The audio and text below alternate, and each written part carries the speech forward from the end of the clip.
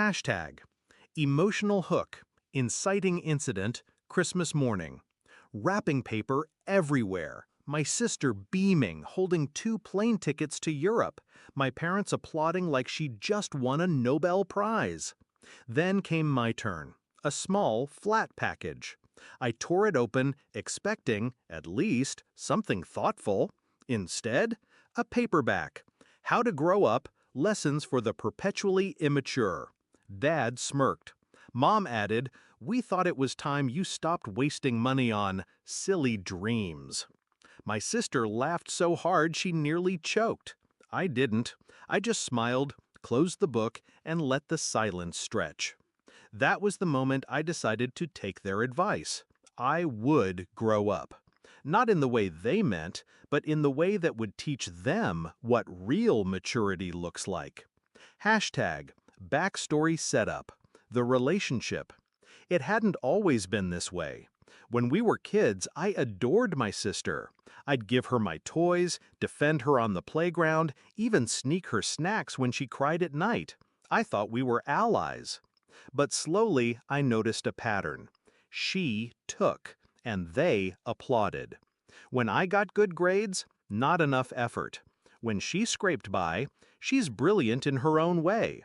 When I bought my own used car with saved wages, reckless purchase. When she demanded a brand new one, they handed her the keys. Love became lopsided. I became the punchline.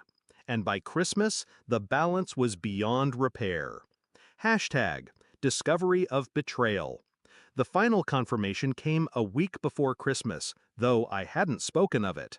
I overheard them in the kitchen, whispering, "Mom, we'll just transfer from his account. He won't notice. He never checks. Dad, it's for her tuition. He doesn't need that much saved." My money, the one thing I had fought for, the one thing they hadn't given me. They were planning to strip it away, funnel it to her, and smile in my face while doing it. That was the night I decided not to react with anger, not with shouting, but with precision. Shift in mindset. Strategic planning begins. I started combing through every shared detail of our lives. My parents used my name as the backup on multiple accounts. They trusted me with passwords they'd long forgotten. They assumed I was too immature to ever use them. They had no idea I was keeping receipts.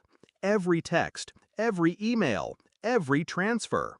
I didn't need to yell. I just needed timing. By Christmas morning, when they slid that insulting book across the table, I was already 10 steps ahead. Execution of the plan. That night, while the house was quiet, I moved. I froze the joint account they always tapped into. My savings transferred out into a separate entity under my name alone. I left the balance at just enough to look untouched, for now. Next, I checked my sister's university portal. I'd seen the tuition reminders in their inbox. I knew deadlines. With one click, I revoked the scheduled payment linked to the shared account. No money, no enrollment. Lastly, I drafted an email, polite, professional, informing the university of family funding complications and instructing that all financial responsibility for my sister be redirected to my parents directly. Everything routed back to them. No buffer, no excuses. And me? I sat back, book in hand, and waited.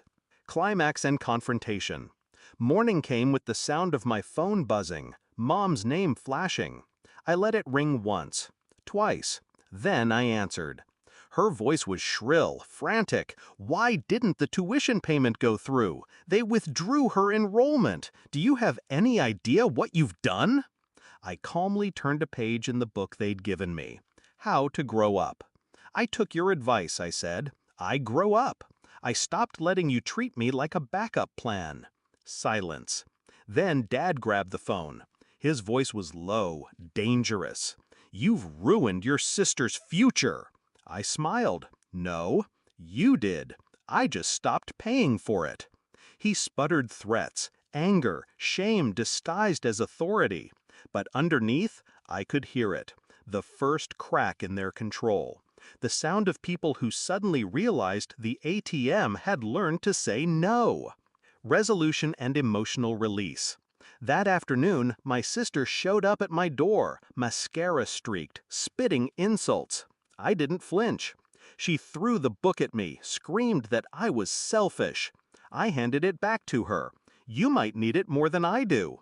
For the first time in my life, I didn't feel like the forgotten child. I felt steady, untouchable. My parents wanted me to grow up, so I did, just not in the way they expected. Because growing up isn't about bowing your head and taking humiliation. It's about standing tall, protecting what's yours, and making sure those who underestimated you never forget the day you stopped being their punchline.